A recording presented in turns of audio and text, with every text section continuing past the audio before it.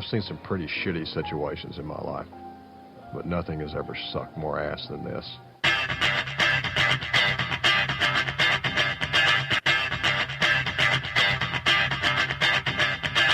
Bring out the Juggernaut Brothers!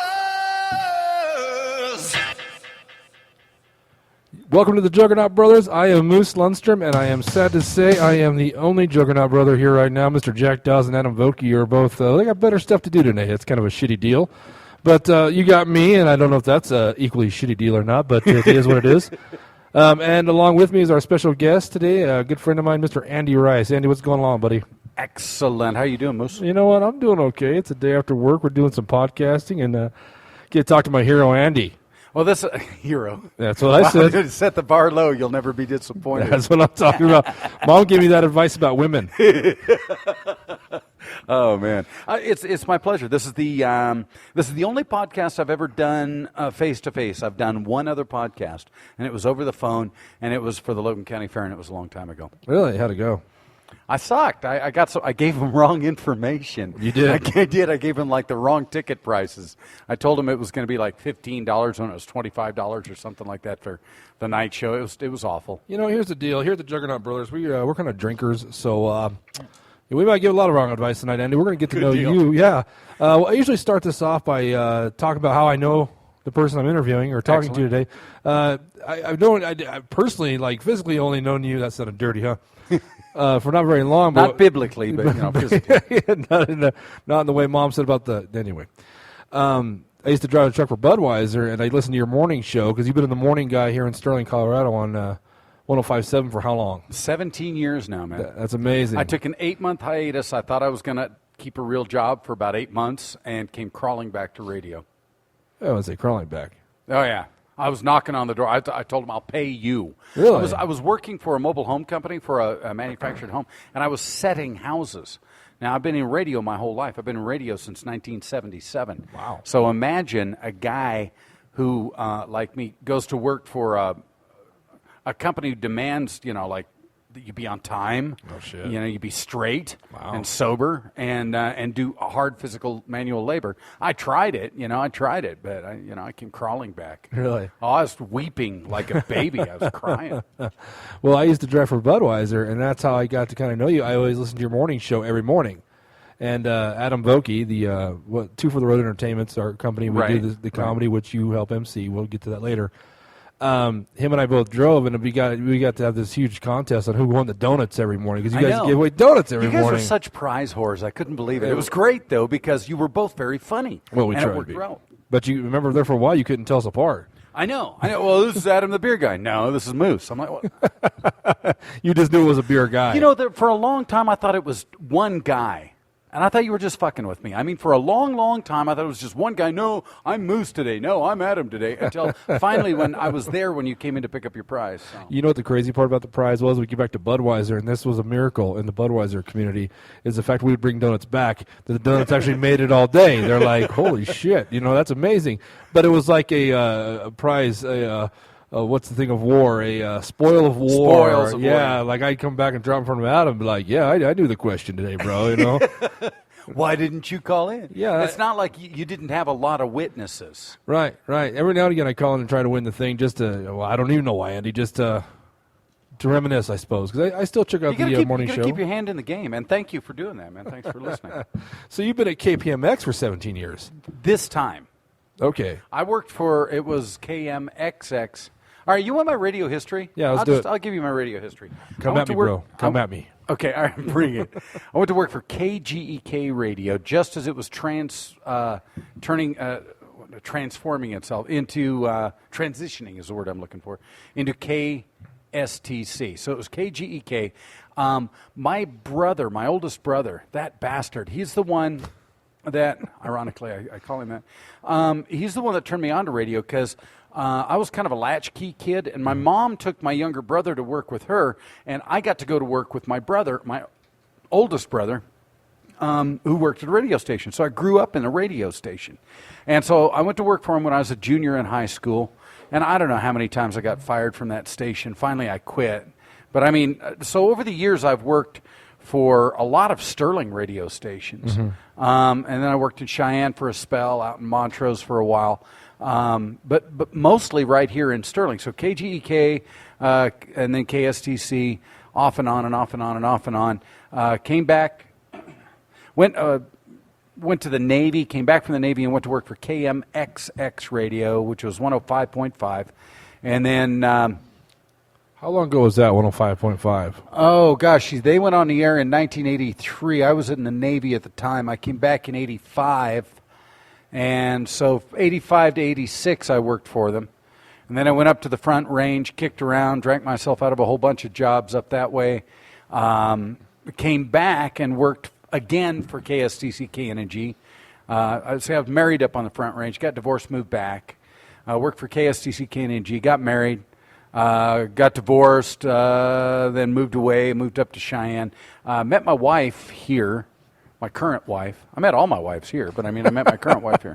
Okay. And we kicked around, went up to Cheyenne, worked for a bunch of stations up there, went out to Montrose, worked for a bunch of stations out there, or a station out there. It just seemed like a bunch because it was really schizophrenic. And ended up back in Sterling in 1995. And when we moved back to Sterling, my young bride looked at me and she said, look, we can travel all you want to. We can adventure as much as you want, but we're not taking all our shit with us anymore. We're buying a house and we're here to stay. So here I am.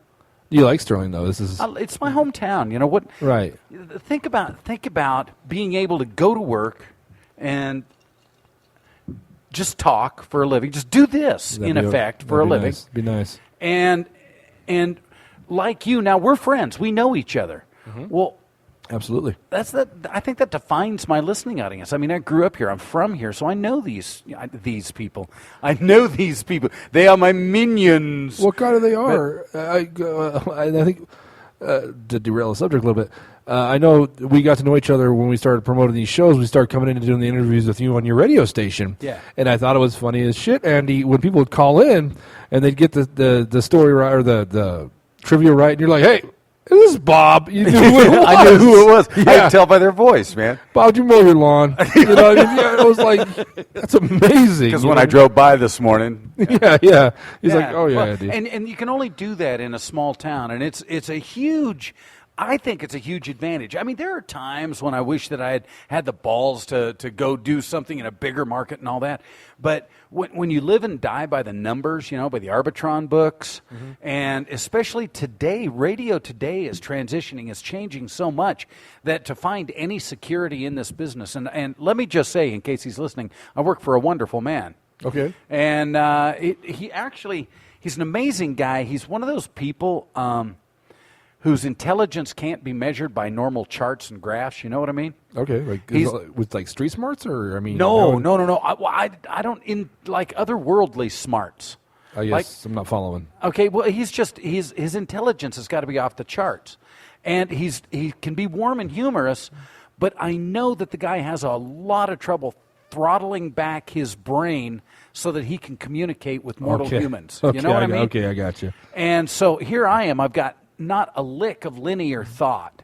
I am all adrenaline glands and bad ideas, and that's how I've blundered through life my whole life. Right. And then this guy is my boss, and I say he's wonderful because he is, because we couldn't be more different. Right. And sometimes we clash, but he keeps me around. Maybe for his own amusement. I don't know. Maybe I'm worth the money just for the laughs. I think you're just an amazing DJ. I know I really enjoyed listening to you, and I always enjoyed you, Andy. I think you're a funny guy. And we'll get to this later, too, but we got you doing a little stand-up comedy now. We got you... Oh, you bastards. Yes. I am so hooked on that. Because you would talk on the radio, and I know when I'd laugh about it. You know what I mean? And we're like, I wish we were there with him. You know what I mean? Just throw it around. I got a question. What's an Arbitron book? The Arbitrons are like the Nielsen ratings of radio. Okay. And they're given out like Nielsen families would sit around and you'd write down what you do. In the old days, you'd write down what quarter hours you were listening to radio.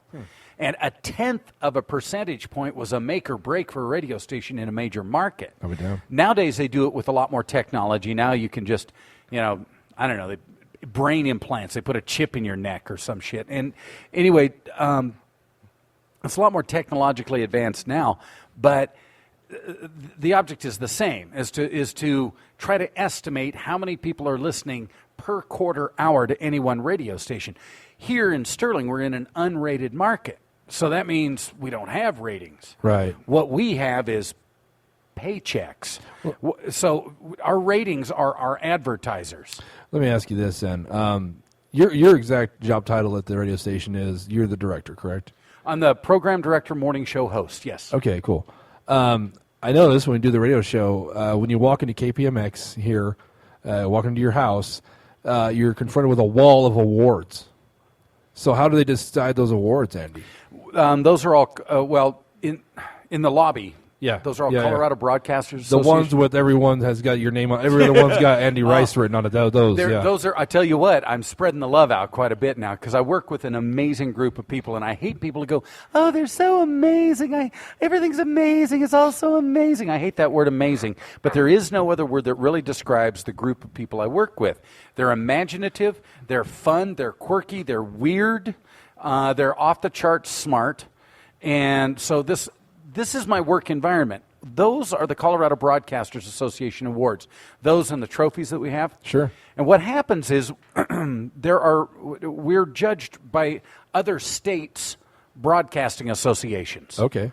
So we send all of our audio that we think is going to be good to the Colorado Broadcasters Association according to, I don't know, I think they've got like 15 or 16 categories. So it's like a resume you send. Well, you send them the audio. Okay, yeah. You send them the audio, and in the case of things like when we do a station-sponsored community event, like the fundraisers we do for the library or Help for Abuse Partners or the Military Family Support Group, when we do those kind of things, we send them all the documentation, all the news stories that go with that, all the websites, all the Facebook page updates, and that kind of stuff.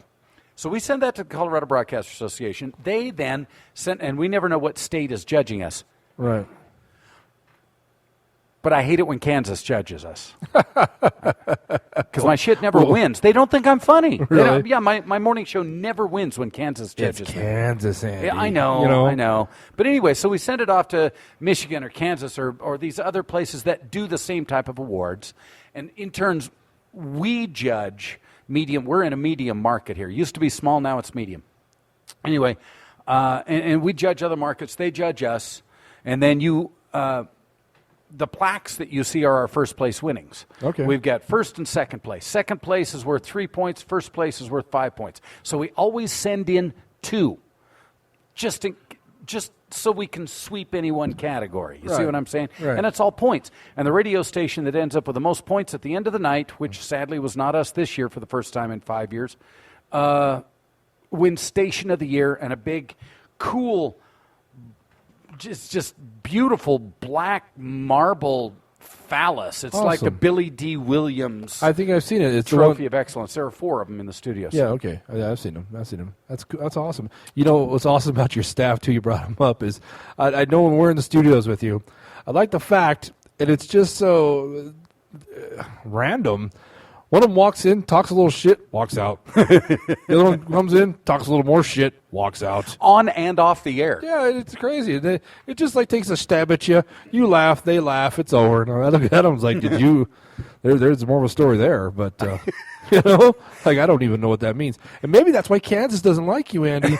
They don't understand. Maybe they just don't understand you. Maybe you're just above them. Just don't get it, man. Yeah. Them some big words. And I love Kansas. I love Kansas. I don't know what's the matter with me. You know, I've never been to Kansas. Wow. You know what? You and I need to do a road trip to Kansas. I don't think we do. I think we're doing hey, you want a road trip? I'll road trip with you. We need to pick somewhere cooler in Kansas, my friend. You and I have to go to a place called Liberal, Kansas, because I think you and I could have a good time in Liberal, Kansas. Okay. Is this an off-air conversation or is this an on-air conversation? What's the fun to be having in Liberal, Kansas? Just the fact that it's Kansas and it's a town named Liberal. Okay. You know what I mean? All right. I mean, the irony right there begs a visit. You have to go there just to see. It's like when I was traveling with my wife's grew up part of her youth in Texas. We're driving down to Midland, which, by the way, is a godforsaken hole, and we go through Tarzan, Texas. Is there really a Tarzan, There's Texas? a Tarzan, Texas. And I'm like, we got to stop at Tarzan, Texas. And my wife had to pee or something. She's like, no, we're pushing on to the next stop. Right. And anyway, so we didn't ever get to see it. So for that reason alone, we have to go to Liberal, Kansas. You and I need to do a road trip. We need to get a Hunter S. Thompson trunk full of goodies.